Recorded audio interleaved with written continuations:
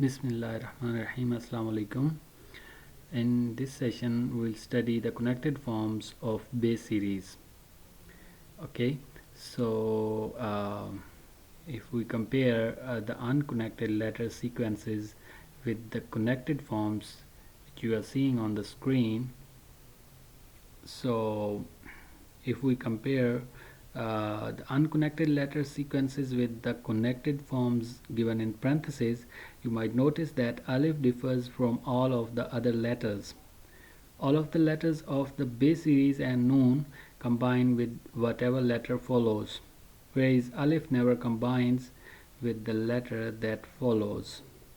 The letter of the base series and noon on the one hand, and alif on the other. So typify two basic types of Urdu letters: connectors and non-connectors. A connector combines with the letter that follows it, whereas a non-connector always remains unconnected to the letter that follows. Connector letters have four different forms: initial, medial, final, and independent. The independent forms have already been discussed in previous session. The initial, medial, and final forms of the base series and the letter noon are presented in the table you can see on the screen. The latter have been combined with bay to demonstrate the forms that they take in different positions.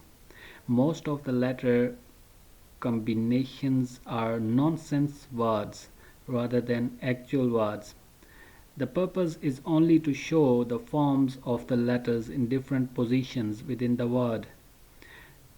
Also keep it in mind that the initial and medial forms of noon have the same basic shape as the letter of the base series.